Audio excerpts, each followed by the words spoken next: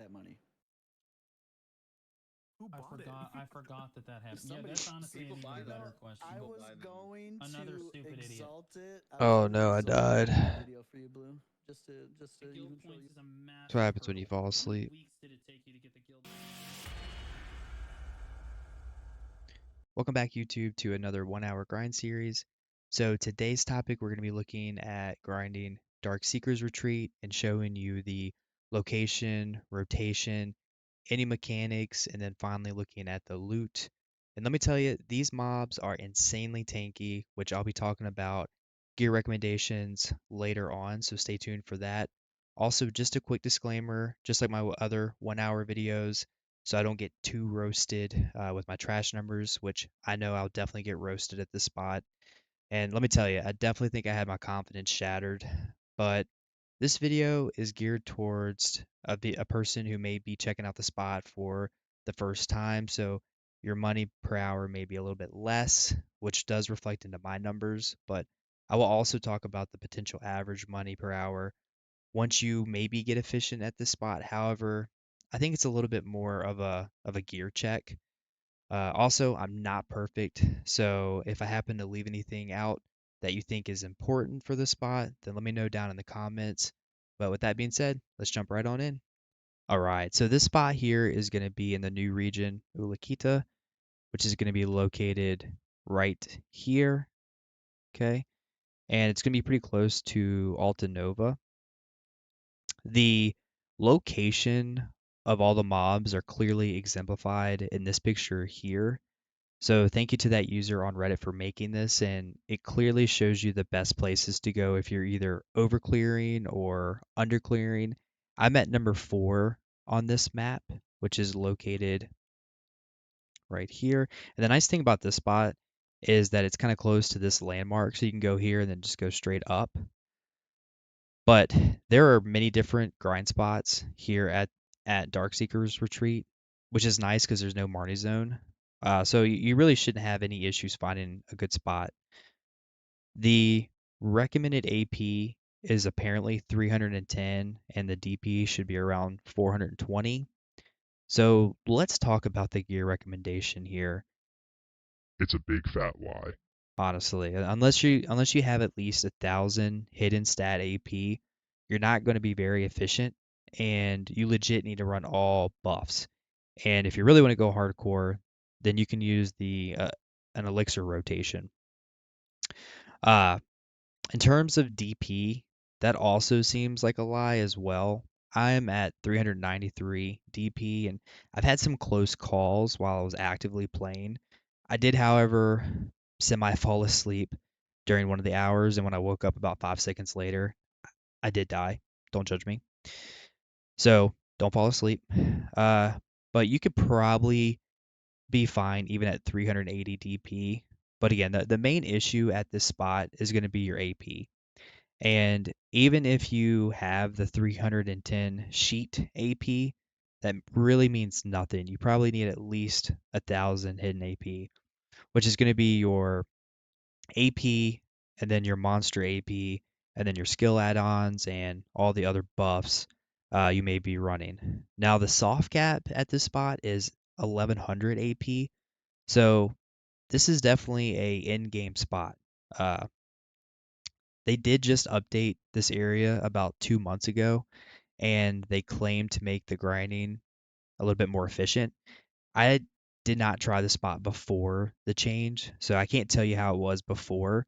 But currently, you now have these red circles in the air, right there like that, which have the mournful dark seekers below, and the deep and sudden darkness will spawn the vengeful and punitive dark seekers, and it has 3 levels. So the higher the level, the more dark seekers that are spawned, and if you kill the mournful dark seeker, that will also affect the other monsters nearby and do damage on them. So focusing on one of the two here can help kill the other one quicker and kill the other smaller mobs quicker as well. They also removed the crowd control attacks from the Mournful Dark Seekers as well, which is nice, so you don't have to worry about being CC'd while you're grinding. And then you have the external Darkseeker that will also just randomly spawn. And if you kill it, then it will spawn another Darkseeker. And if you kill that, that will guarantee a Kabua fragment. So nothing really crazy here. Pretty much just go up to the red circle, kill the mobs, then go to another red circle, kill those mobs, go to another red circle, kill those mobs, and then repeat.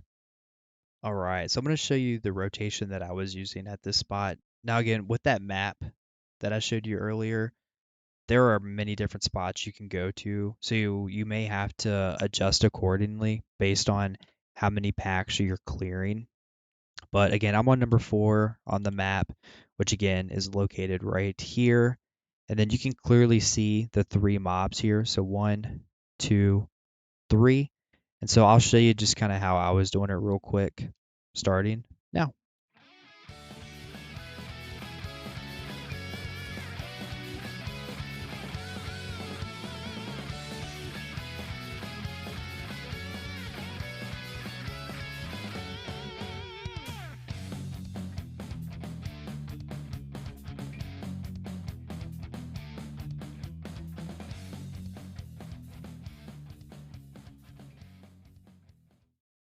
So buffs you may want to run to be more efficient at clearing can include a simple cron mill. Then you have a frenzied drought or a frenzied drought of corruption, tent villa buff, church buffs, AP monster artifacts, and I'm using the demi-human setup since these monsters are affected by demi-human damage. Then you have perfume of courage. Now, if you really want to go hardcore, you can do a full elixir rotation that will increase each independent stat, and then also use all the other previous buffs as well, which would look something like this.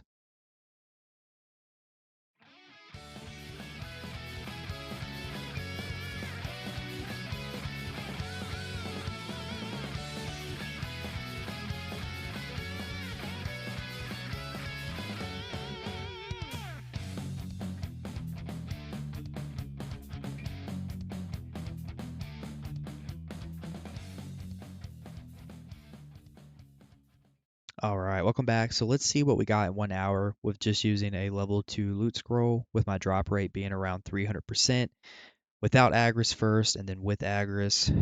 If you're not at 300% drop rate, then I highly recommend using a tent buff for a 50% increase on your drop rate. But let's go over the drops real quick. So I have the Monster Zone info pulled up here at DarkSeekers Retreat. And there's going to be 2 main things you're going to be coming here for to get.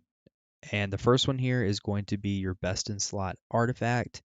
And then it's going to be your flame in order to make your in-game boots called the Ator shoes. Okay. The other drops that you'll get is going to be your armor and weapon stones, which is going to be used for enhancing, or you can put them into like a fail stack. You have the sealed black magic crystals, which you can either just get a crystal for, or you can process this down to get other materials. And then you have the embers here. So you need 100 of these in order to make the flame, right? So you can get the raw drop flame here, but it's extremely rare. So most likely you're gonna have to get 100 of these, and then you'll just make the flame that way. And then here's the fragments. So again, you need at least 100 of these in order to make the best in slot artifact here. Okay. And then you can also get the ancient spirit dust, which can be made into capras. And then this is the trash here, decayed cloth. It's going to sell for about 45,000. And then you have the trace of the earth. Again, just can be used for manufacturing other type of items.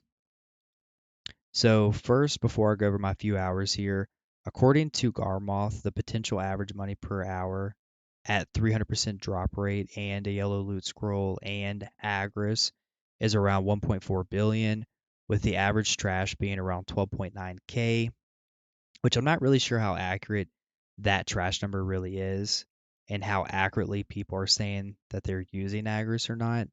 For instance, most people are probably using Agris here because it is so efficient, And when they put their trash numbers into the website, they might not be checking the box saying that they are using Agris. So it's hard to tell what the most accurate number, but either way, it's a potential number that you can maybe expect once you get enough gear at this spot, and if your class is top tier with PvE. And again, it's really important to note that your money per hour is really going to vary based on your drop rate, which you can look at that number right here. So I'm at 151%. So if I did a loot scroll, that's going to put me at 251%. And then if I did a tent villa buff, that's going to put me right at 300%, which is the cap there. But let's go ahead and take a look at my few hours here. And again, this is my first time at this spot. And I'm around, like, with total AP, I'm around 950 to 975. That's including my add-ons and my buffs. So I know I'm totally going to get roasted with my numbers. But my first hour that I recorded live streaming, I got around 324 million. And then for the trash loot, I got around 2.6K. Yeah, I know. Tell me about it. And that's without Agris. So I did some crystal changes. I tried learning a different PvE combo. And I did go from being able to only clear 2 packs to being able to clear 3 packs. And after realizing Agris was really efficient here, I started using that as well. Because you only, like when I was doing it, I was only using like 4 to 6K an hour. So definitely want to use Agris. Highly recommend that. But the next hour, I got around 732 million, and for the trash loot, I got around 7.1K.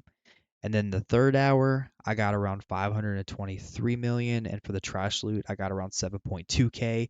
And that's actually the hour that I fell asleep on and died. So probably could have pulled a little bit more trash. And then the final hour with Agris, which actually was my best hour yet, I got around 7.9K and then 753 million. So at least I was improving on each hour with my trash numbers. But yeah, this spot is crazy tanky, especially if you don't have the total AP requirement. I also wonder if the level aspect makes a difference since the recommendation is 63 and my striker is only at 62. So I'm not sure with like the accuracy aspect, but I do want to try out Highlands, which is the other spot that was released not too long ago that also drops embers and the artifacts. So expect a video on that at some point. But yeah, again, the prime reason why you're most likely coming here is not necessarily the money per hour, but it's going to be getting your embers to make your flame for the best in slot shoes and or getting the best in slot artifact. But let me know down in the comments what your average trash per hour is at this spot and how much total AP are you running and how many embers you average. But with that being said, thanks for watching. If you like the content, then please like and subscribe, and I'll see you next time.